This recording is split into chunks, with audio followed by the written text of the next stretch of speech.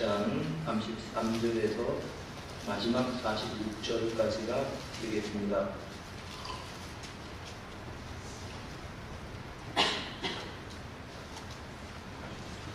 찾으셨으면 한 절씩 우리가 교독합니다. 다른 한 비유를 들으라. 한 집 주인이 포도원을 만들어 산 울타리로 두르고 거기에 즙자는 틀을 만들고 막내를 싣고 농부들에게 세로 주고 타국에 갔더니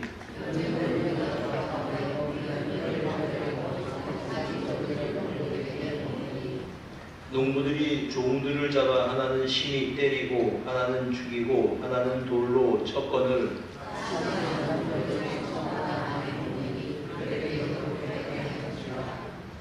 후에 자기 아들을 보내며 이르되 그들이 내 아들은 존대하리라 하였더니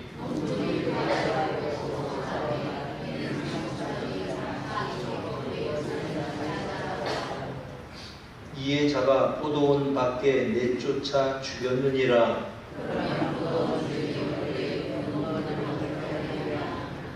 그들이 말하되 그 악한 자들을 진멸하고 포도원은 제때에 열매를 바칠 만한 다른 농부들에게 새로 줄지니이다.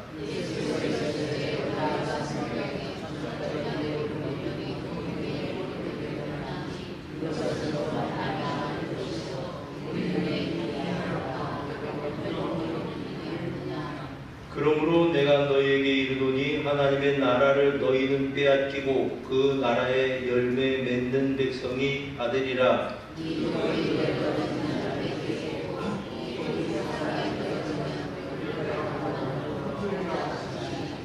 대제사장들과 바리새인들이 예수의 비유를 듣고 자기들을 가리켜 말씀하심인 줄 알고 잡고자 하나 무리를 무서워하니 이는 그들이 예수를 진짜로 알리었더라. 아멘. 교회 소식 이제 오전에 광고를 드렸습니다만 여러분 보시고 참고하셔서 교회 생활을 하시면 되겠습니다. 이 시간에 이제 우리 김희석 집사님이 기도를 해주셨지만 같이 좀 기도를 한번 다시 드리고 그리고 이제 예배 말씀을 좀 듣고 싶네요. 다른 것 때문에 그런 것이 아니고 우리 김무 장로님 며느리가 이제 경북대학병원 부속병원에 지금 입원해 있다고 합니다. 사고를 차를 타고 퇴근을 하다가 원래 선생님이었어요. 차가 이제 4톤 트럭이 옆에서 들이받은 모양입니다. 그래서 뼈도 으스러지고 여러 가지 엉망이 됐는데 병원에서는 팔을 절단을 하자고 한대요. 근데 사실 팔을 절단을 하면 어떻게 되겠습니까? 내일 병원에서는 어떻게든 결정을 해서 팔을 절단을 하든 절단을 안 하든 이렇게 결정을 할 것 같은데 지금 그 집이 이 목회자 가정인데 이제 미국에 있는 어떤 교회 옛날에 부교육자였던 교회에서 청빙을 받아서 가려고 준비하고 있는 단계래요. 근데 이런 사고를 만난 겁니다. 그러니 우리가 면회도 안 시켜준다고 하고 직계가 아니는 그런 상황이지만 이제 할 수 있는 건 이제 사실 하나님이 하실 수도 있으시죠. 그런 일들을. 그래 우리가 같이 신앙생활하는 우리 같은 이제 우리 뭐랄까 가족인데요, 식구인데요. 이런 일을 당했으니까 어떻게 하겠습니까? 우리 같이 좀 기도를 좀 했으면 좋겠다 싶은 그런 마음이 제 마음에는 드네요. 하나님께서 사람의 손에만 맡겨두지 마시고 불쌍히 여겨주셔서 지금 이제 혈관이 없어졌다고 표현을 하던데 혈관이 이제 어쨌든 이어지고 힘줄도 이어지고 뼈도 여기저기 으스러지고 부러지고 했대요. 하나님 어쨌든 우리 사모님이 팔을 절단하면 어떻게 되겠습니까? 지금 계획하고 있는 게 다 엉그러질 수밖에 없을 것 같아요. 제가 생각해요. 불쌍히 여겨주셔서 이제 회복되게 도와주시기를 원합니다. 이거 하나 가지고 좀 여러분 좀 기도해 주시기를 부탁을 드리겠습니다. 다 같이 기도드리겠습니다.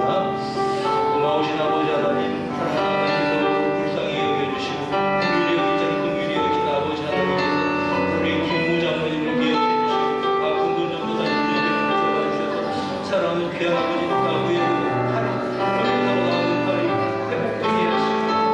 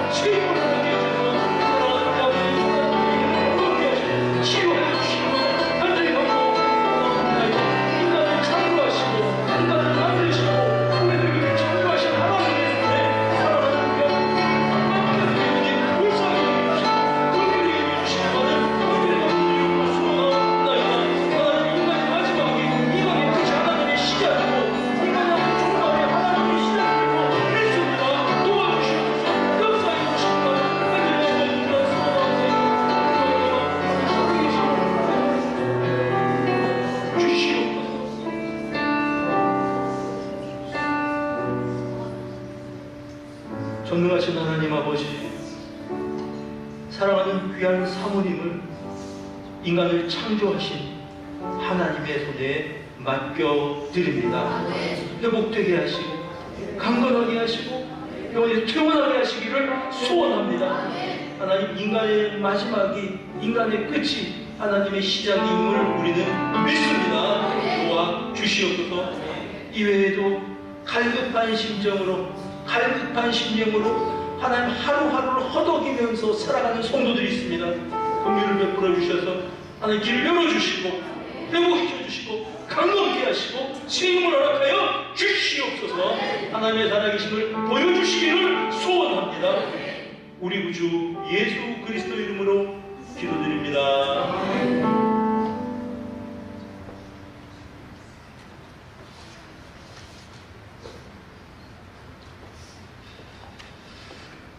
우리 이제 정말 쉼 없이 힘들고 어려운 일들을 마주하고 또 마주하고 넘어서는 것이 우리 인생인 것 같습니다. 우리 주님의 능력으로, 주님의 이제 역사하심으로 이기고 승리하고 고난 가운데서도 오히려 더 하나님을 의지하는 우리 모두가 되기를 바랍니다. 오늘 이제 예수님의 이 비유에 대해서 잠깐 생각을 해보고 기도 제목을 찾기를 원합니다. 자, 예수님의 이 비유는 이제 이 성전을 청결하게 하신 그 사건에 이어지는 사건입니다. 예수님께서 성전을 청결하게 하시죠. 장사하는 사람들 내쫓아 버리시고, 짐승 파는 사람들 내쫓아 버리시고, 판전상들을 내쫓아 버리십니다. 그러니까 그 당시에 제사장들과 장로들이 예수님께 항의하는 겁니다. 누구의 권세로 이런 일을 했냐? 당신이 도대체 누구기에 이런 무례한 일을 하느냐는 그러한 그 질문입니다. 거기에 대해서 예수님께서 이런 답변을 하시죠. 지난주 설교 말씀입니다. 두 아들 비유를 들어주십니다. 두 아들이 있어서 아버지가 포도밭에 가서 일해라 했더니 큰아들은 예 하고 안 갔습니다. 둘째 아들은 안 가겠다고 하고 나중에 뉘우치고 갔습니다. 그러면서 예수님은 누가 순종한 아들이냐, 누가 아버지 말을 잘 들은 아들이냐, 그렇게 질문하십니다. 여러분, 예하고 안 간 사람들은 어떤 사람들입니까? 오늘 예수님을 죽이려고 들었었던 이제 서기관들이나 아니면 제사장들을 말하는 겁니다. 그들이죠. 그러나 이제 창녀들, 세리들, 이런 사람들은 죄인들이지만 그들이 먼저 하늘나라에 들어갔다. 이 비유를 한 가지 말씀을 하십니다. 첫 번째 비유예요. 그게 그러니까 당신이 누구의 권세로, 누구의 권한으로 이런 일을 하느냐라고 질문을 했을 때 예수님께서 바로 불순종한 큰아들이 당신들이다. 너희들이 불순종한 아들이다. 지금 그렇게 답변을 하신 겁니다. 그리고 두 번째 비유가 오늘 비유입니다. 자, 오늘의 비유의 내용은 스토리는 간단합니다. 어떤 사람이 포도원을 꾸밉니다. 밭을 사서 땅을 갈고 거름을 주고 거기다가 이제 포도를 이렇게 이제 묘목을 심고 기르고 했겠지요. 그리고 망대를 만들어서 누가 포도를 서리해갈 사람이 없는가 지키기도 하고 울타리도 만들었습니다. 짐승들이 못 들어오게. 자, 그런데 그 포도원을 주인이 다 재배할 수가 없어서 넓었겠죠. 그래서 사람들에게, 하인 종들에게, 그러니까 이제 농부들에게 세를 주고 먼 나라로 갔습니다. 말하자면은 소작을 한 거죠. 그래서 이제 그 농부들이 와서 농사를 짓게 됩니다. 오랫동안 주인은 연락이 없었습니다. 그리고 이제 포도가 잘 자랐고 포도가 익을 때쯤 되어서 포도 열매를 맺을 때가 되었습니다.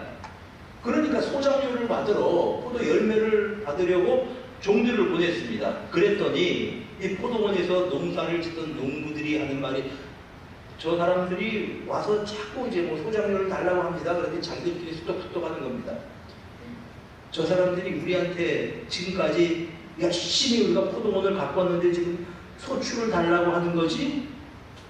줄 수 없어. 그래서 그 종들을 어떤 사람은 죽이기도 하고 어떤 사람은 돌로 때리기도 하고 어떤 사람은 막 이제 쫓아내기도 하고 그렇게 했습니다.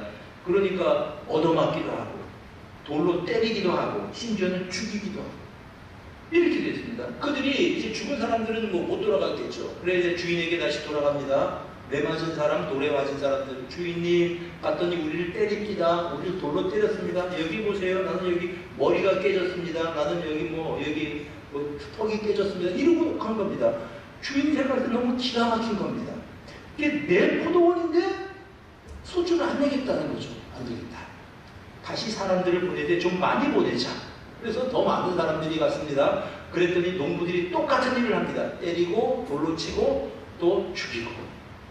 돌아와서 하는 말이 누구누구는 죽었습니다. 누구누구는 맞아 죽었습니다. 여기 보십시오. 나는 여기 때려서 멍이 들었습니다. 나는 갈비뼈가 부러졌습니다. 이러고 있는 겁니다. 주인이 한 번 더 참습니다. 이번에는 내 아들을 보내자. 그래서 그는 내 아들이니까 설마하니 내 아들을 무시할 리가 있겠느냐. 아들을 보냈습니다. 그랬더니 농부들이 하는 이야기가 저 아들이 이 포도원 주인이다. 실질적으로 주인이 죽으면 이 포도원이 저 아들 거다. 지금 주인도 나이가 많이 들었으니까 이 아들을 잡아 죽여버리면 주인이 없어진다. 그러면 우리가 이거 나눠 갖자. 이렇게 된 겁니다. 그래서 이제 그를 잡아서 죽이고 포도원 밖으로 내어 버렸습니다. 자, 이런 상황입니다. 그러면서 예수님께서 질문합니다. 포도원 주인들이 이제 어떻게 하겠느냐 질문을 합니다. 그런데 뻔한 질문 아닙니까? 주인이 와서 그거 그냥 두겠습니까? 내 아들을 죽였는데 그 포도원 농부들을 잡아서 이제 그들을 다 죽여버릴 겁니다. 그리고 착한 사람들에게, 착한 포도원 농부들에게 포도원을 새로 줄 겁니다. 이게 사람들의 답입니다. 맞는 말이죠, 여러분. 당연히 그렇게 하겠지요. 자, 그랬더니 예수님께서 하시는 말씀이 이 비유에 대해서 설명을 해주십니다. 42절, 43절에 하나님의 나라를 너희는 빼앗기고 그의 나라와 열매 맺는 백성이 받으리라. 자, 여러분 이 비유는 뭐 내용은 간단해요. 내용은 단순한데, 자, 포도원의 주인은 누굽니까? 하나님이에요. 포도원은 무엇을 의미합니까? 이스라엘 백성들입니다. 그 다음에 그들에게 보낸 종들은 누구를 의미합니까? 선지자들입니다. 그리고 포도원 종들을 죽이고 때린 악한 사람들은 누굽니까? 이스라엘 백성들이에요. 그렇지 않고 죽였다는 것입니다. 그래서 예수님께서 하시는 말씀이 이제 하나님의 나라를 너희는 빼앗길 것이다 말합니다. 그리고 하시는 말씀이 의미심장한 말씀을 하십니다. 이 돌 위에 떨어지는 자는 깨어질 것이고 이 돌이 사람 위에 떨어지면 그 사람은 가루로 만들어 버릴 거다. 자, 돌이라고 표현을 했어요. 그러면서 이제 이 예수님 자신에 대한 비유입니다. 이 돌이 예수님 자신 돌이에요. 돌 위에 떨어지는 사람은 그 사람이 깨어집니다. 그런데 그 돌이 사람 위에 깨지면 그 사람은 가루가 됩니다. 박살이 납니다. 그 얘기를 하시는 겁니다. 지금 이 얘기가 누구에게 하신 이야기인가 하면요, 바로 45절 보니까 대제사장들과 바리새인들이 하신 말씀이세요. 두 번째 대답입니다. 성전을 왜 이렇게 어지럽히냐고 하는 데 대해서 두 번째 답변입니다. 그 답변이 뭡니까? 돌이, 심판의 돌이 예수께서 그들 위에 깨어지면 너희들은 가루가 될 거야. 그들에게 왜 누구 건재로 이런 일을 합니까? 라고 질문을 할 때에 바로 그들이 너희가 심판의 대상이야. 너희가 신앙생활 잘하는 줄 알지? 너희는 가루가 될 존재들이야. 그렇게 말씀을 하시는 겁니다. 사람들이 그 말을 듣고 화가 났죠. 대제사장들 뭐 이런 사람들이요. 그래서 예수님을 죽이려고 했는데 46절 이제 무서워해서 그렇게 하지 못했다. 이런 내용이 이제 이 스토리입니다. 자, 여기서 우리가 몇 가지만 생각을 해보고 이제 주도 제목을 찾기를 원합니다. 첫째로 우리가 여기서 배우게 되는 것은 포도원 주인의 인내입니다. 포도원 주인의 참는 마음입니다. 사랑하는 여러분, 하나님은 우리를 향해서 참아주시는 분이십니다. 하나님이 우리를 대하여 참아주시지 않는다고 한다면은 여러분 아무도 살아갈 수가 없을 것입니다. 그러나 착각하지 마십시오. 하나님의 인내를 그분의 우유부단함이라고 착각하지 마십시오. 하나님이 참아주시는 것을 하나님의 그 인내를 하나님의 연약함이라고 착각하지 마십시오. 참고 또 참는 것입니다. 무엇을 의미합니까? 하나님의 긍휼의 마음 때문에 참고 계시다는 것입니다. 사랑하는 여러분, 우리 모두는 하나님의 긍휼의 대상입니다. 우리 불쌍히 여겨주셔서 참으시는 겁니다. 하나님께서 나나 여러분들이 행한 그대로 갚아주신다면은 하나님 앞에 설 수 있는 사람은 아무도 없을 것입니다. 참으시는 하나님이십니다. 그리고 이 참으시는 하나님의 마음을 쉽게 체험할 수 있는 것은 자식들에게 대한 우리의 마음입니다. 여러분 자식 키울 때 어떻게 키웁니까? 참고 또 참고 또 참아요. 자식은 부모님을 모른다고 가축을 할 수 있을지 모르겠지만 부모는 자식을 그의 마음속에서 끊어버릴 수 없는 게 부모님입니다. 여러분 우리가 경험하지 않습니까? 이게 부모의 마음입니다. 집 나간 탕자를 기다리는 어떻게 보면 어리석은 아버지처럼 아니 세상에 자기 죽기도 전에 유산을 달라고 하는 그 아들입니다. 그리고 먼 나라로 가서 그 아버지의 상속분을 유산을 다 허랑방탕하면서 죄 지으면서 다 탕진해버린 아들입니다. 그런데 아버지 눈에는 불쌍한 아들이에요. 사랑하는 여러분, 우리가 자식을 긍휼히 여긴 같이 하나님은 우리를 불쌍히 여기십니다. 그리고 또한 우리가 그런 마음으로 다른 사람들을 사랑할 수 있는 여러분 모두가 되시기를 바랍니다. 우리가 잘 아는 것처럼 어거스틴의 어머니가 모니카가 눈물로 기도했다, 여러분 잘 아시는 스토리잖아요. 그런데 어거스틴이 그 참회록에 이렇게 적어 놓았습니다. 한번 들어보세요. 나를 위해 펼쳐주신 당신의 손은 이 깊은 흑암으로부터 나를 건져주셨습니다. 이는 나의 어머니가 무릎 꿇고 눈물로 당신께 기도한 까닭입니다. 당신의 신실한 여종인 나의 어머니는 보통 어머니들이 죽은 자식을 위해 우는 것보다 살아있는 나를 위하여 더 울었습니다. 어머니께서 늘 기도하시던 곳은 눈물로 바닥이 흥건히 족곤하였습니다.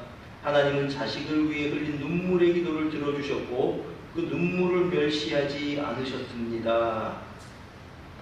여러분, 자식을 위한 어머니의 기도, 자식을 위한 아버지의 기도, 눈물이 마를 날 없이 자식을 위해서 하나님께 드리는 기도는 하나님께서 보고 계시고 듣고 계시는 줄로 믿습니다.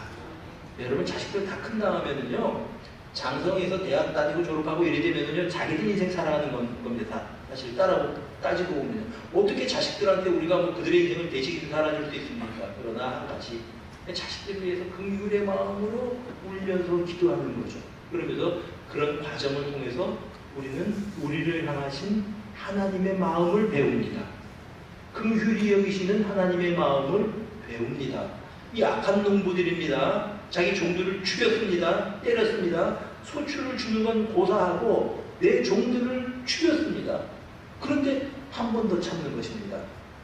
다시 한 번 참는 겁니다. 그리고 마지막에는 아들까지 보내는 겁니다. 그런 것이 우리를 사랑하시는, 어쩌면 사랑하기 때문에 약자입니다. 하나님의 마음입니다. 여러분, 공동체를 사랑하는 사람은 공동체를 사랑하기 때문에 내가 져주는 거 여러분 아십니까? 공동체를 사랑하는 사람은요, 공동체가 오늘 화합을 위해서 내가 져주는 거예요. 다른 사람이 막 어거지를 부립니다. 근데 어거지를 부리는 사람이 말도 안 되는 얘기죠. 어거지를 부리는데 나는 져주는 거예요. 내가 잘못한 일이 없는데. 왜 그런지 아십니까? 공동체를 사랑하기 때문입니다. 아버지의 마음이 그런 마음입니다. 하나님과 나와의 관계에 있어서 하나님이 갑이잖아요, 사실은. 하나님이 을이 되시는 거예요. 하나님께서 불쌍히 여겨주셔서 참아주시는 겁니다. 참고 또 참고 또 참아주시는 것입니다. 이것이 하나님의 마음이다. 농부의 마음이 하나님 아버지의 마음이라고 하는 말씀입니다. 사랑하시기 때문에, 사랑하기 때문에 약자입니다. 두 번째, 우리가 이 비유를 통해서 깨닫게 되는 것이 있습니다. 근데 도대체 이 농부들이 죄는 무엇일까? 여러분, 농부들이 잘못은 뭐라고 생각하십니까? 왜 농부들이 잘못했다고 생각하십니까? 이거? 농부들의 잘못은 뭐 여러 가지가 있겠죠. 때려서 폭력을 행사해서 나쁘다 그런 사람도 있을 것이고, 뭐 이제 죽여서 나쁘다 그런 사람도 있을 것이고, 근데 그 근본적으로 이 농부들이 가지고 있던 생각은 주인을 인정하지 않은 죄입니다. 주인이 보낸 종들은 주인의 권세를 가지고 온 사람입니다. 주인처럼 대접해 주어야 돼요. 주인의 권세를 인정하지 않는 것입니다. 이게 농부들의 죄입니다. 자, 여러분 생각해 봅시다. 여러분들이 가지고 있는 모든 것들이 다 하나님께서부터 하나님의 것인 것을 여러분 인정하십니까? 우리가 그거를 잊어버리고 인정하지 않는 것이 죄라고 하는 말씀입니다. 아, 그러면서 그 아들 보면서 이 사람이 상속자다. 저 상속자만 주고 이거 다 우리 거다. 내 거다. 주인을 인정하지 않은 것이 농부들의 죄라고 하는 말씀입니다. 여러분, 여러분들이 가지고 있는 소유가 얼마가 되십니까? 여러분 통장에 잔고가 얼마 있습니까? 여러분의 부동산이 얼마입니까? 오늘 우리 하나님께서 여러분 생명을 거두어 가시면 여러분 거 아닙니다. 여러분 아십니까? 내가 가지고 있는 소유 그거요. 오늘 밤 하나님께서 내 생명 거두어 가시는 건 내 거 아니에요. 착각하지 마세요. 내 거 아니에요. 하나님께서 내가 살아있을 동안만 나에게 쓰라고 주신 겁니다. 그거 착각하지 마세요. 그거 내 거 아니라니까요. 이건 내 거야? 내가 움켜쥐고 있어? 착각입니다. 오해입니다. 여러분, 내가 건강하다. 여러분 그거 자신할 수 있으세요, 여러분? 오늘 밤이라도 내 생명을 거두어 가실 수 있는 분, 내 생명뿐만 아니라 영혼과 몸을 지옥에 넣으실 수 있는 분이 하나님이시라는 거 여러분 알고 계십니까? 그분이 내 삶의 주인이라는 거 여러분 인정하십니까? 그분을 잊어버리고 살아가고 있습니까? 그건 큰 죄라고 하는 말씀입니다. 여러분 자식들 마찬가지입니다. 내가 낳았다고 이게 내 자식입니까? 천만의 말씀이에요. 내 자식 아닙니다. 하나 세상이 덧없는지 아세요? 이번에 제가 휴가 기간에 속초에 가서 좀 지냈습니다. 그 속초에서는요, 속초에서 서울로 넘어가는 미시령이라고 하는 고개가 하나 있습니다. 그 고개를 꼬불 차로 올라가서 꼭대기에서 뭐 휴게소가 하나 있었어요. 예전에 미시령 휴게소. 거기서 차들이 서 있고, 거기서 이제 차가 꼭대기에 올라갔으니까 사람들이 화장실에도 가고, 거기서 이제 뭐 음료수도 사먹받은 그런 큰 휴게소가 있었습니다. 근데 어떤 일이 생겼냐 하면요, 이제는 설악산을 관통해서 미시령 터널을 뚫어버렸습니다. 그러니까 차들이 어떻게 다닙니까? 이제 미시령 꼬불꼬불해서 고개로 올라가지 않고 터널을 통해서 바로 통과해요. 서울까지. 그러면 여러분 미시령 휴게소가 어떻게 될게요? 우리가 올라가 봤거든요. 그 전에 우리 집사람하고 이제 거기를 가봤거든요. 우리가 그 신혼여행 같은 데가 속초거든요. 30년 넘었죠. 그 휴게소가요 없어져 버렸습니다. 누가 들어가요? 그 휴게소에 몇 분이면 설악산을 관통을 해서 서울 쪽으로 나가는데 누가 거꾸로 올라가겠냐고요. 거기. 저는 그걸 보면서 무슨 생각을 했냐면, 참 허무한 거구나. 이 휴게소라고 하는 게. 여러분 인생은 어떻습니까? 여러분 언제까지 우리가 젊고, 언제까지 자신 있고, 언제까지 자랑하면서 세상에서 살아갈 수 있을까요? 사람이 찾지 않는 텅 빈 휴게소처럼 폐허가 되어서 철거해버리고 흔적만 남아버린 그 휴게소처럼 그런 것이 인생이 아닐까요? 우리 인생의 주권은 우리 아버지 하나님께서 가지고 계시는 겁니다. 오늘 하루 살아있는 게 감사하는 겁니다. 감사할 뿐입니다. 오늘 하루 숨 쉬고 있는 것이 하나님의 은혜라는 말씀입니다. 농부들이 착각하고 있는 겁니다. 다 죽이고 그의 유산을 차지하죠. 우리 저거 내 거다. 아닙니다. 여러분이 가진 것들 어느 하나도 가지고 갈 수 없다는 사실을 잊지 마십시오. 재산, 건강, 인간관계, 그리고 내가 누릴 수 있는 자유, 권리, 특권 모든 것들은 다 나의 것이 아닙니다. 하나님께서 내게 빌려주신 것입니다. 그런 마음으로 살아갈 수 있게 되기를 바랍니다. 농부들의 잘못이 무엇입니까? 자기 거라고 생각을 했어요. 주인 것인데. 세 번째로 우리가 이 교훈에서, 이 비유에서 배울 수 있는 교훈은 뭐냐 하면 하나님의 인내에도 한계가 있다라고 하는 것입니다. 하나님의 인내의 한계가 어디에 있습니까? 그 아들을 보내는 데까지가 인내의 한계입니다. 하나님의 인내의 한계가 어디입니까? 십자가까지가 하나님의 인내의 한계입니다. 십자가를 거부했다. 그 아들을 거부했다. 그러면 이제 더 이상의 인내는, 더 이상의 자비는 없다는 말씀입니다. 여러분, 예수 그리스도를 무시한다. 예수 그리스도는 하나님의 최후 통첩입니다. 예수 믿으면 죄 용서해 준다. 예수 믿으면 하나님께 갈 수 있는 길을 열어주신다. 이게 마지막 호소예요. 그걸 무시해버리고 아들을 잡아 죽이자 그러고 밖에 나가서 죽였다. 이제 더 이상 하나님과는 대화가 이루어지지 않습니다. 끝난 거예요. 하나님과 관계는. 이제 남은 거는 하나님께서 재판장과 피고로서 하나님과 만날 수밖에 없는 겁니다. 하나님의 인내의 한계가 있다는 것을 잊지 마시기를 바랍니다. 모든 반역, 모든 못된 짓 다 용서해 주겠다고 마지막 아들을 보낸 거예요. 근데 그 아들을 포도원 밖으로 끌어내서 죽여버렸다는 것입니다. 더 이상 당신들과는 난 대화할 수 없다. 이제 남은 건 뭡니까? 심판주와 피고로서, 죄수로서 하나님과 만날 수밖에 없다는 얘기예요. 지금 그 얘기를 하는 겁니다. 지금 무시무시한 이야기를 하신 거예요. 지금 예수님께서 이 대제사장들에게, 바리새인들에게요. 하나님의 마지막 이 통첩이 예수 그리스도이십니다. 히브리서 1장 1절 2절 말씀은 이렇게 우리에게 증거합니다. 옛적의 선지자들을 통하여 여러 부분과 여러 모양으로 우리 조상들에게 말씀하신 하나님이 이 모든 날 마지막에 아들을 통하여 우리에게 말씀하셨다. 아들을 마지막 날에, 마지막 날이라고 하는 것을 한번 주목해 보십시오.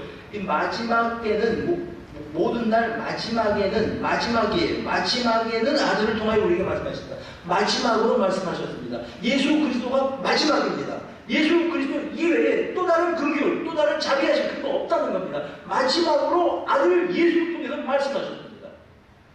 이제 그 아들 예수를 믿고 예수 그리스도 앞에 무릎을 꿇든지, 아니면 예수 그리스도를 거절하는 건 개인의 자유가 될 수 있을지는 모르지만 이제 더 이상 하나님의 또 다른 은혜는 없다는 겁니다.